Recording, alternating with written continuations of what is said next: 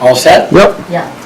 Okay, folks, it's nice to meet you this morning. Yep. My name is Rufus Yoder, and I was asked by my friend Carol Ann here to come and do a little live presentation, a little talk of the topic is how it is being Amish, and now since I've left, and how life is now without being Amish. So you have to excuse me if I have a little bit of a squeaky voice. I'll try and speak loud so everybody can hear the guy in the red shirt back there. If it's not loud enough, just tell me, and I'll try and speak up more. But I had a little bit of laryngitis a couple of days ago, and I wasn't sure if I could make it today, but it got better yesterday, and No teeth, right? Good. and we'll thank the Lord for the blessings and all that. So now we're here today now to kind of go over how life was when I was with the Amish, and then how it is now since I've left. And I going back, I really think an Amish way of life is a good life. I really think I can't have any regrets, really. I don't have any regrets. My presentation might not be exactly the way you think it is, but I grew up. I can't help it that I was born in an Amish setting, and it was all right. I was had my born again experience when I was still 17, and I was baptized in the Amish church, and so that's where I grew up. I have good memories of taking care of the chores, and it was all done by horses, and it was so maybe I'll go back a little ways. You might want to curious of who are the Amish. We have a little booklet here, and I can pass it out for everyone who wants. We'll have a couple here, and it says who they are historically. The older Amish are the most conservative segment of what is known as the Mennonite Church. So we are the most. The Amish are more conservative. They don't allow modern technology.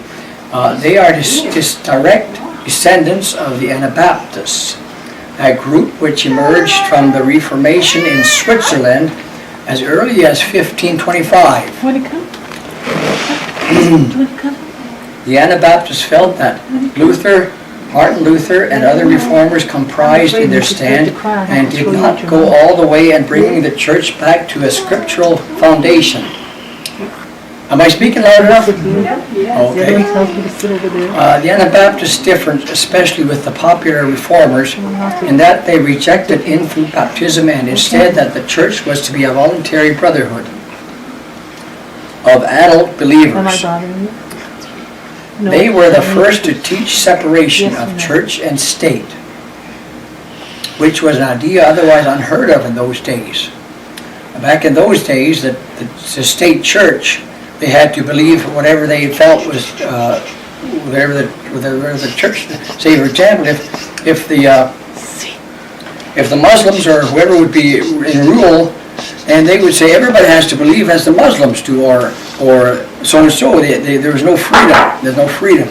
So then the Anabaptists felt it should be a separation of the church and the government. And it was an idea that was unheard of in those days. For 3 centuries after their origin, the Anabaptists were persecuted by both Catholic and the Protestants. And the word Amish comes from Jacob Ammon. He was a leader of the Anabaptists, and that's where the word Amish came from, because he was a reformer and a leader, and the name of an influential leader in the late 1600s. Okay? And then it says, Okay. here it says, who they are today. Who the Amish are today. Driven by persecution from their homes in Switzerland and Germany and Alsace, hundreds of Amish immigrated to North America during a period of 150 years. Today there are Amish congregations in at least 19 states and Canada. Also, a few have moved to South America. There are no really accurate figures, but the Amish number roughly 20,000 to 25,000 in North America. The three largest settlements of Amish are in north central Ohio, eastern Pennsylvania, and northern Indiana. Now I forgot something. I'm going to talk about the Amish now.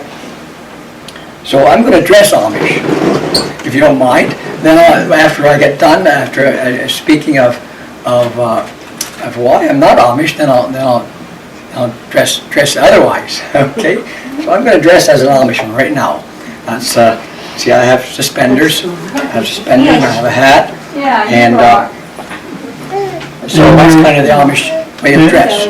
And your beard. The Amish always have a beard. Yeah. And so that's part of their religion. So it says here that the Amish believe in a close-knit brotherhood of believers where there is love and mutual concern for all the members.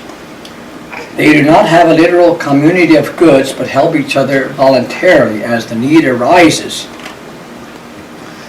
They feel the church is responsible to care for their own, aged, and accordingly do not approve of government subsidies.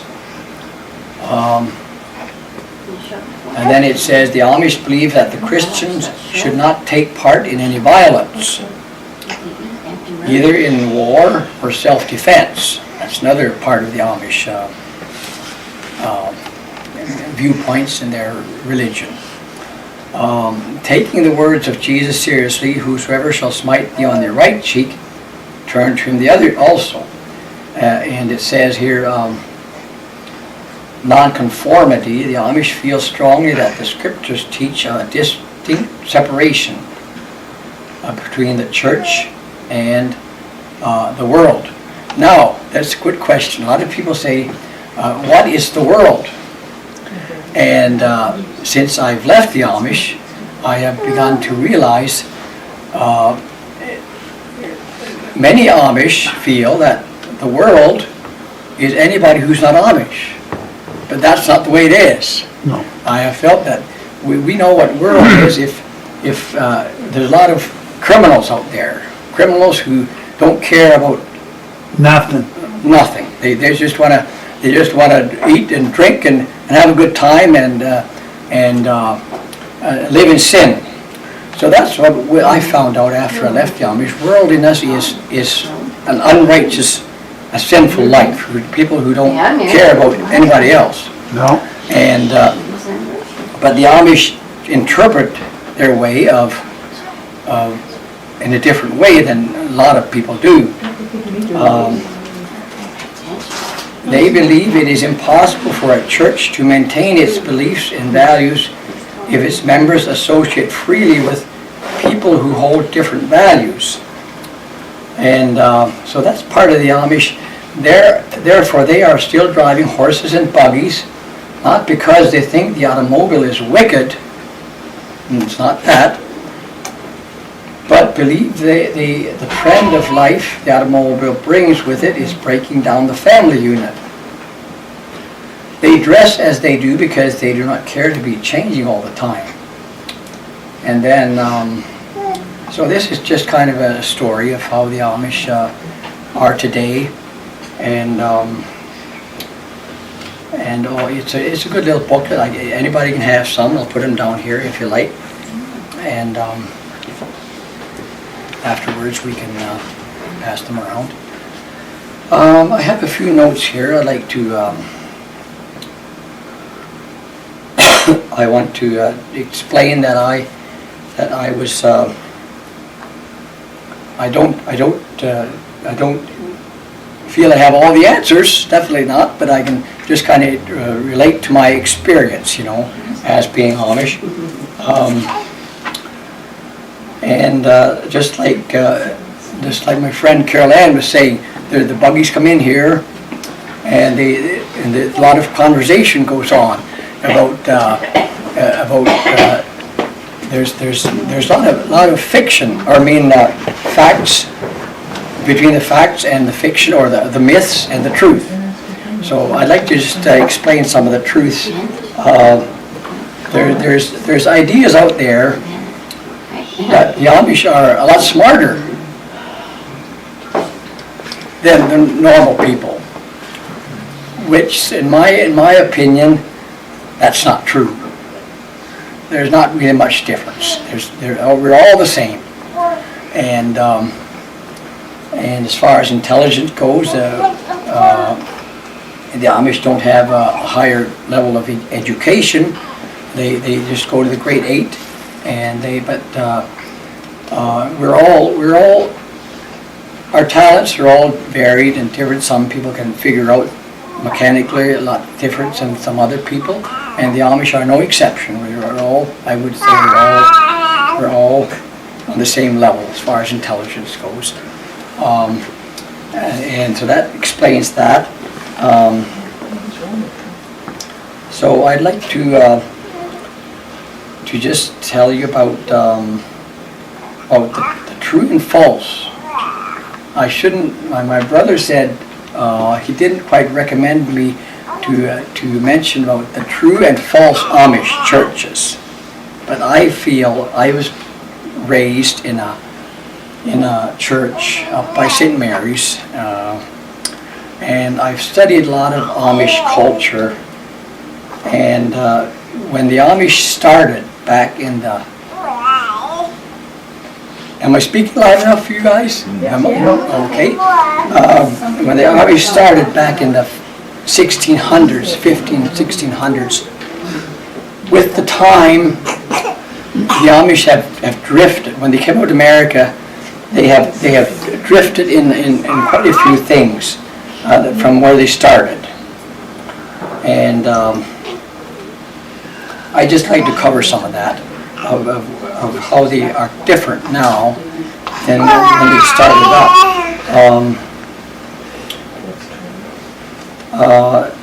One thing which I classify a lot of, like it says here, there are roughly 2,000. What was the number now?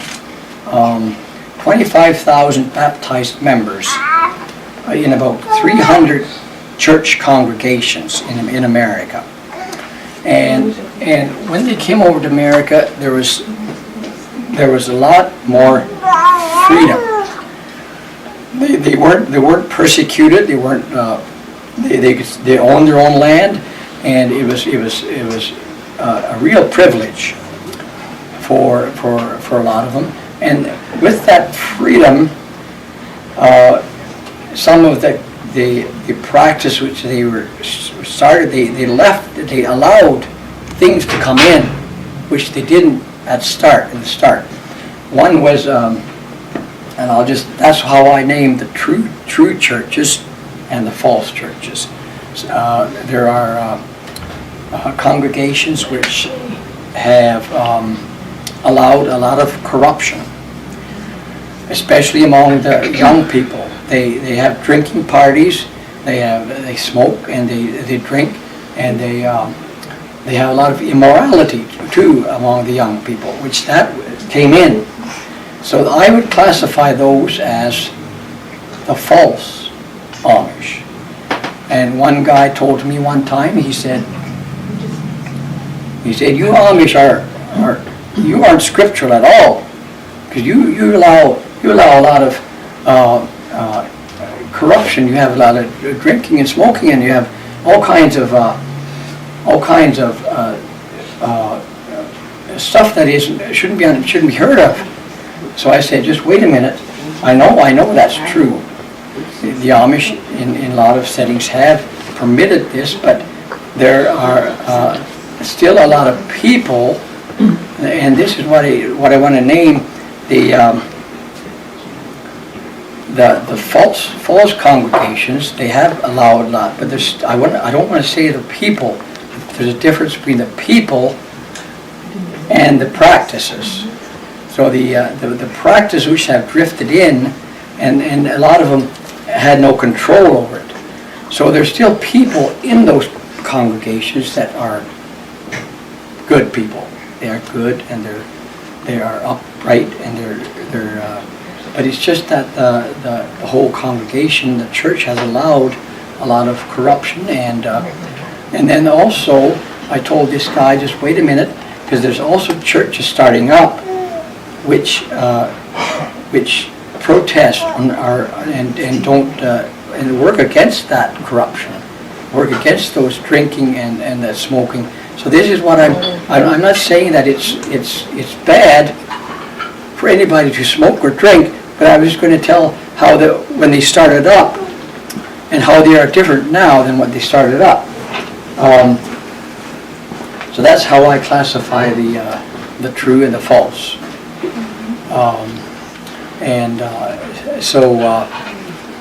So the Amish have drifted in many ways away from when they started up.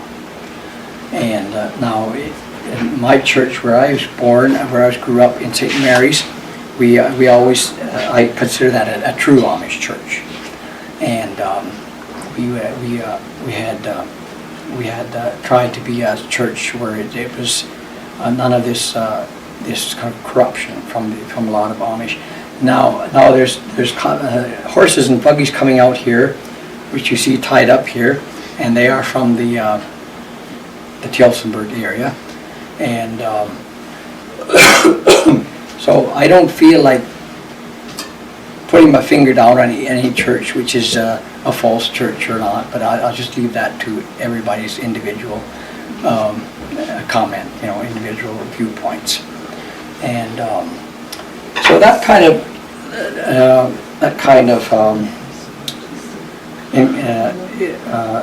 comes to that point where I grew up in an Amish setting, and like I said, I feel that I was very pleased with the way I grew up. I was happy, and I thought it was a good way of life. But the point came when I felt it was necessary to change. Different circumstances that came up, and so I'm going to take my hat off now and put my other hat on, because I'm not Amish anymore. So I'll put this hat on now, because I have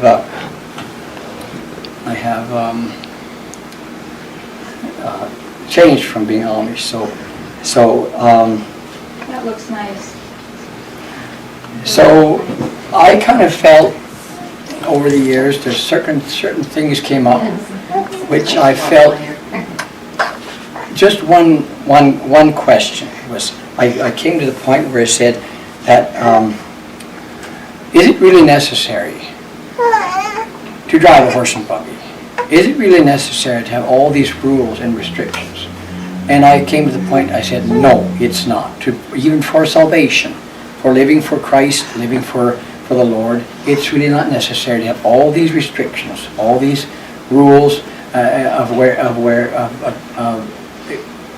driving horse and buggy, and no electricity, none of this. I felt there is a better way, and I still feel that way. That I have.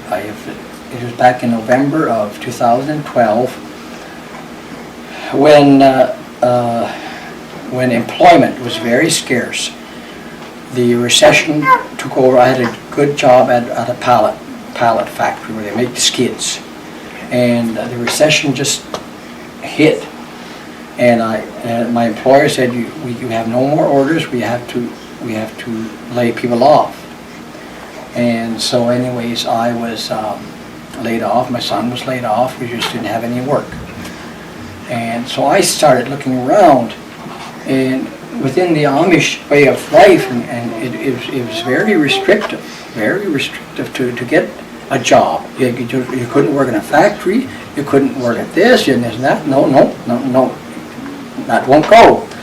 So I decided, well, I have to support my family, I have to support I have to pay my bills. So I decided there is a better way, and it's really not necessary to impose such strictness. So then I decided to just leave. And of course, according to Amish practices, they put me out of the church. They put me in an excommunicated state, which I didn't really care about, because I'm still a good Christian man. I'm still peace with God. I'm still a good believer, and all that didn't really bother me at all. And so I started checking around for other jobs outside of the Amish community, and I got my driver's license, and then it was quite a difference from behind the wheel. All of a sudden, instead of behind the horse, going down the road at 80 kilometers an hour compared to the other way, but it was something to get used to. You didn't get caught for speeding, did you? Not yet. No, not yet. So it was, right now at this point, I'm still working on getting a vehicle and also getting a job. It takes time. So, and I want to mention that you might have questions later on. We have a little bit of question period in about 10 minutes, 5 or 10 minutes. And so that's kind of my way of expressing myself when I was Amish, and how I'm not Amish now. That the Amish life, I really look back and say it was a good life. It was a good life. It's a quiet and a peaceful life, slow paced. But like I said, I would still say that a lot of people leave the Amish, and then they look back and they find fault. This is it's this and that. And but I don't want to do that. I think it's a good life, but I still think there's a better way. There is a better way, and that's how I feel about it. Now that I'm still living at the same place where we were. My wife decided that she doesn't really care to leave yet, so she's still with the Amish congregation. So is my son. So it's their decision. It's everybody's decision to whatever they feel like doing. And for example, the Amish had so many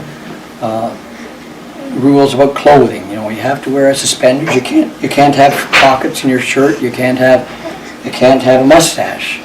That's one thing the Amish don't have, and I feel I'd like to have a mustache. So that's where you feel about that too, don't you?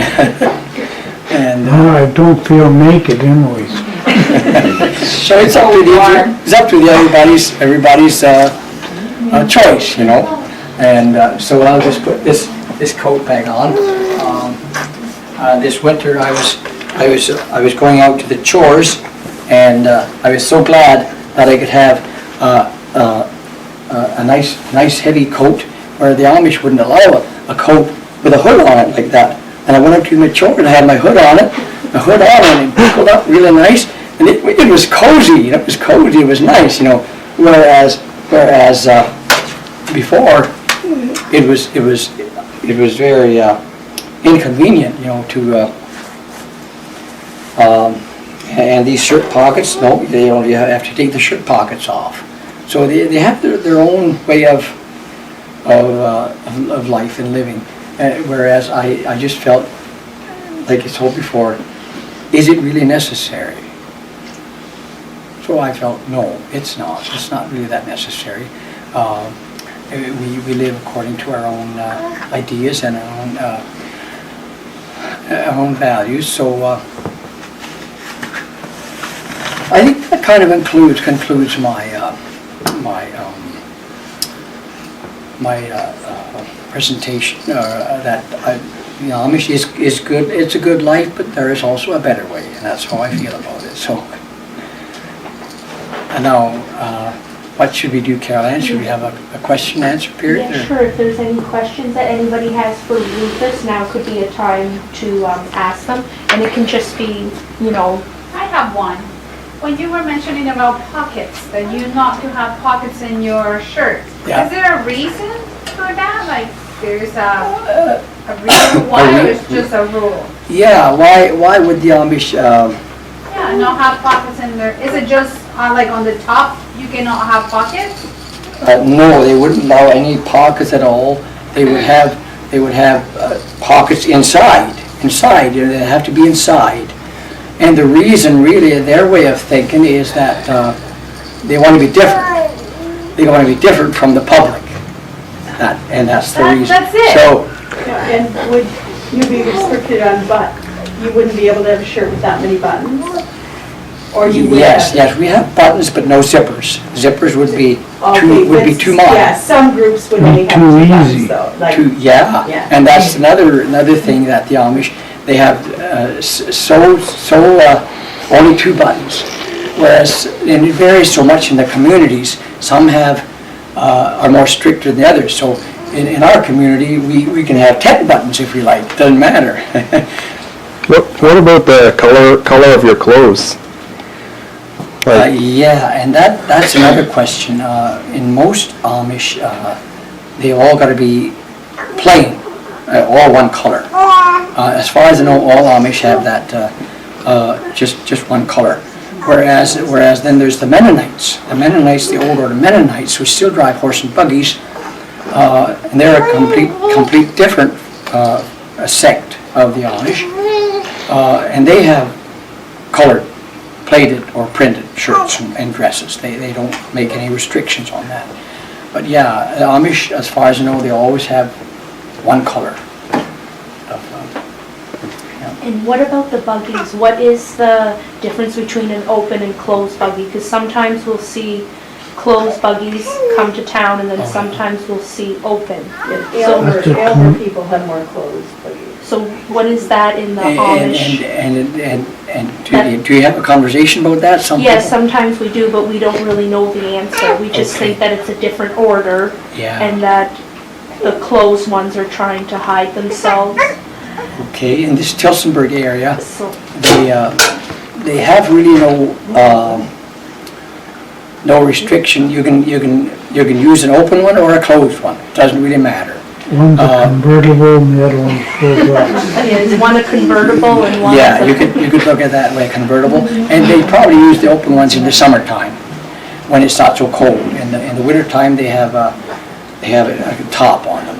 And but there are restrictions on some congregations.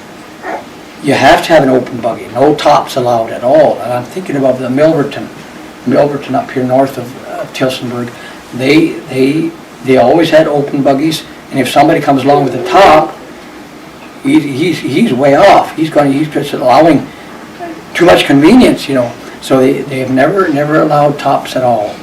That's their order. But in the winter time, won't that be really cold? Yeah, Oh they yeah, take the... oh yeah. We're not there It's yet. definitely You're not in there that. for comfort. It's definitely in They're there that. for a short time. It's what the husband or the men want. Okay. Now, do they rule the roost? Is that something that you've experienced? In a sense, that is In a correct. is- But also there is also a variance in congregations. There is a difference. When I heard that you gave your wife had the choice of staying, you didn't say, oh, I'm going, so you're going with me. Well, that is how could I say? That is evident in some families.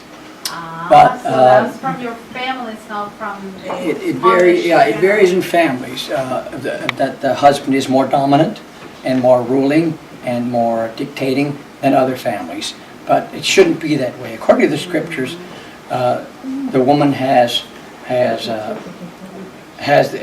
their own rights and privileges to speak up and to help out with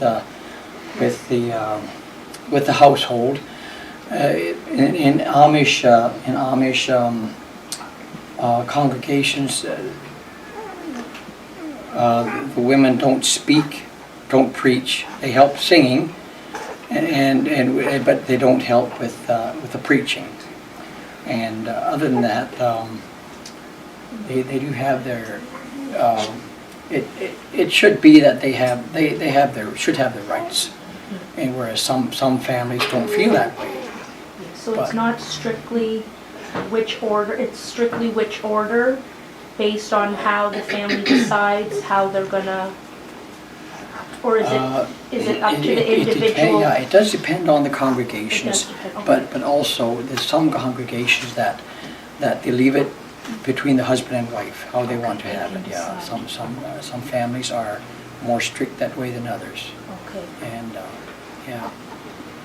that answers our question then. So it's sometimes when if we do see out in the community, it seems that the husband is more dominating, that's maybe just what they set up in their family, but it doesn't mean Yeah, and they're mostly every. in their families, Yes, however, just in their family. the families, And the women are allowed to use the buggy when they want to, or is it only strictly the man drives the buggy? No, Because we No, get into no. this conversation, sometimes we don't see the ladies.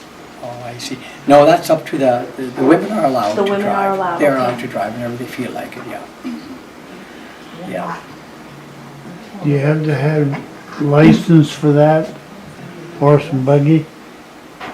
No, the government does not require a license at all. But now, That's you a would wonder. need to obey the rules of the road. Okay, like you could get a ticket with the horse and buggy if you didn't stop at a stop sign or something, could you? Yes, there has occurred already when people have been stopped by the police, so they just didn't stop at the stop sign, and they had to pay the fine, just like anybody else. That's what they do is cry. Yeah. Yeah, So like, yeah, you have to obey the law like a motor vehicle. sure, yeah, exactly, yeah. One thing about it, can't get them for speeding. No, they can't get you for speeding. I don't think so. And I guess this question you kind of asked earlier too, it kind of goes on the congregation and the families as how they treat the horses. Like, do we ever know, like, has animal activists ever approached the Amish and been concerned about how you, Yeah, and Yeah, that so- also comes down on each individual family. Like the congregation wants the people to treat them fairly, treat them nicely, but there's individuals that don't care. They just don't care. so yeah, and that's no different in our regular world, right? We have people that just don't care about, say, a pet, Yes, right? So it's the same thing, those rules apply to you, to the Amish. the same thing. That somebody could come in, like the Humane Society could come in and, Yes, okay. yes. Because that's another conversation we'll get going when we see the horses coming in, you know, are they treated properly, you know? Yeah. But it's more of a moral thing on the Moral on the of every person. individual, On yes. every individual. Okay, Yeah. last I taught you. I go Rómába. And a pápa megáldotta az lányomat, és ugyanaz van, mint a volt. Okay, so she's saying that she wanted to approach the horse Oh, yeah. and they didn't Doesn't let matter. her approach the horse. So is that based on the congregation as well? Or is that an overall Amish thing that, you know, because we wouldn't just want to go touch somebody else's vehicle. We would consider that wrong, right? And Yeah. use kind of look at that as your mode of transportation. but they just said no to her. Oh, the Amish people said no? Yes, they just, right, Agnes, is that what you meant? Like they wouldn't let you? Maybe they were concerned you would be hurt by the horse. So how, True. Because don't matter what you use. she's saying it shouldn't matter Life. that, she should have been Yeah. able to pet the horse. I think that's also an individual, An according to the individual. owner of the horse. Some owners wouldn't mind at all, and I've had people come up to my horse, and I wasn't turning them away. I said, sure, but I was there to supervise it, make sure they don't get hurt. Yes, But, exactly. and in her case, the owner probably maybe thought that that he was scared that something might happen, and he'd be responsible. So I think it's also an individual. Yeah, so there's never like the bishop isn't telling you, No, do not let anybody touch your horse. no, Do not, no. okay, no. It's not a congregation That's thing our at all. rule. No, that's not a rule, like no pockets on the outside. No, no, it's not. okay.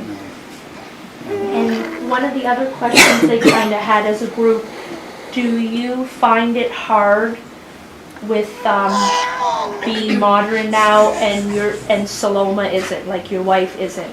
Is that an everyday challenge, or it's just is what it is?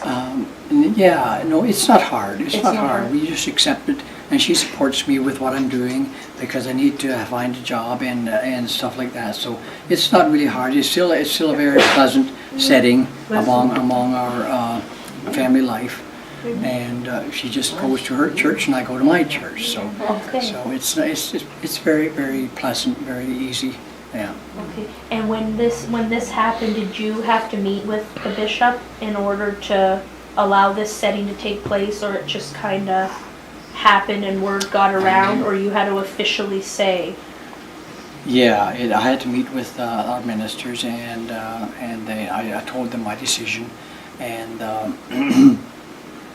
and so then they accepted my position, and they told the congregation that's my choice, and so they just decided, according to their philosophy and their policies, they'll just excommunicate me, and I knew it was coming, so. And Jim? How do you decipher the type of, like you say, you're looking for a job? mhm. How do you decipher, are you allowed to go anywhere? Are you allowed, or is it demanding that you don't go anywhere off these grounds or whatever? For instance, in classes, if you're a nuclear class steam fitter welder, how does that fit in, how would I fit into your culture? Into the Amish culture. Yeah, I wouldn't. A welder, yeah, the Amish can go out and work for Anybody? anybody else, either as a welder Okay. but they're not allowed to go in a factory. So why is this now?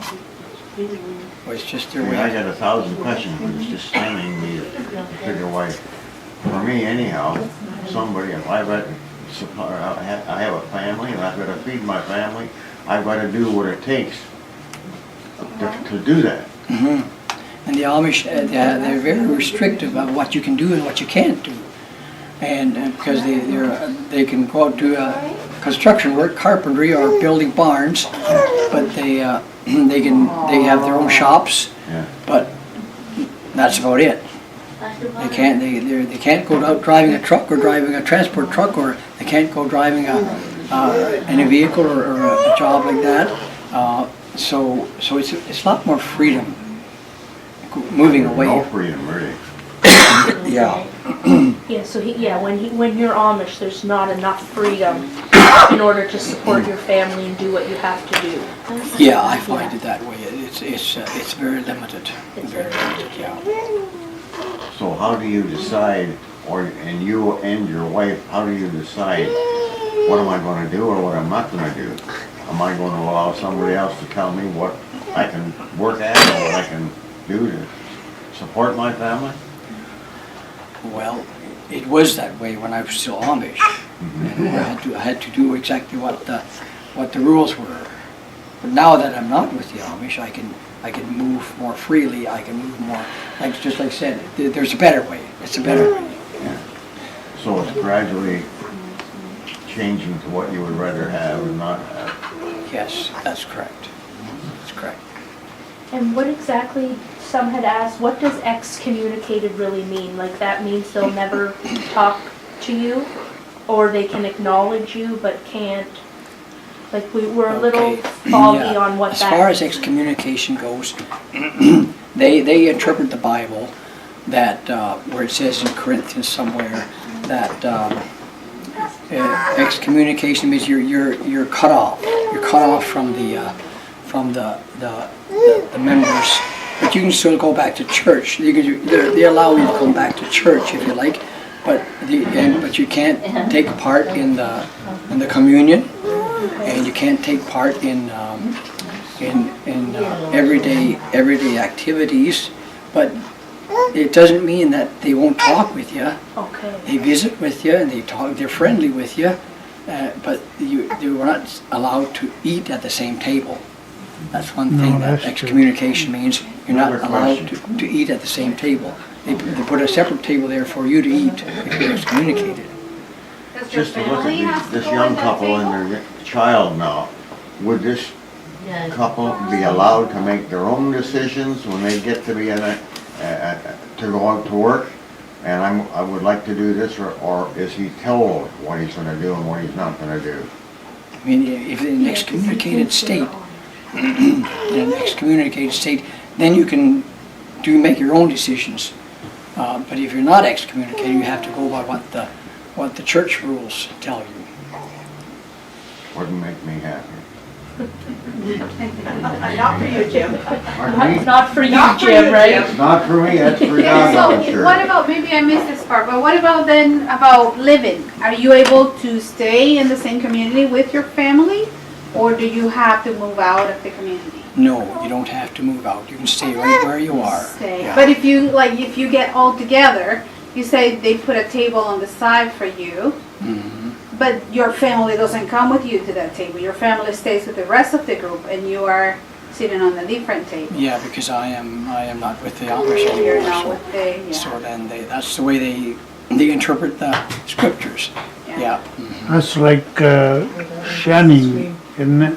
It's same as shunning, yeah. Yeah. What about at home? Do you eat at a different table than your wife? At home, no. We because my wife and my son, they agree that the Amish are very. They don't agree with some of the Amish policies, so we eat at the same table, and they don't shun me like the others. Yeah. So it's more in the community setting. It's just a family setting. It's an individual thing. Difference between Amish and Quaker. Wayne had a question here. Sorry, Wayne, say it again. What's the difference between an Amish and a Quaker? An Amish and a Quaker? What's the difference? Yeah, no, they are completely different. Completely different. A different set of rules or different religion. Yeah. So there's no similarities. Not much at all. Completely different, not much no similarities really. Anybody have any last questions?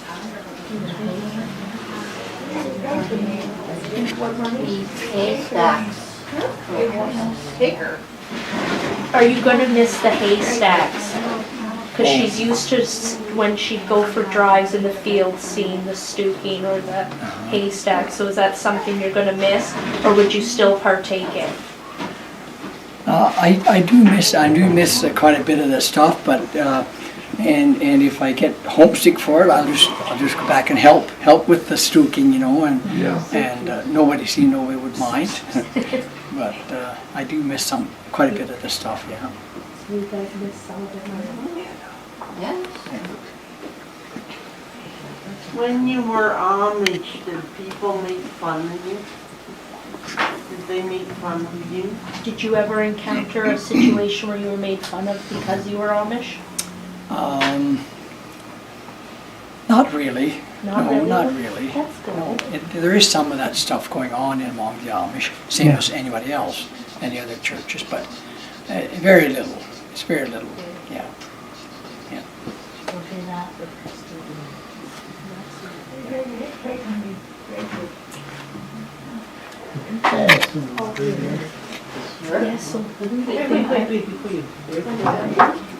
Yeah, so I think that'll be good, Rufus. I don't think there was any more questions, and the few that I asked were just compiled from Yeah. some of our And, conversation. And I'm always close by. You have any more questions, just give me a call and I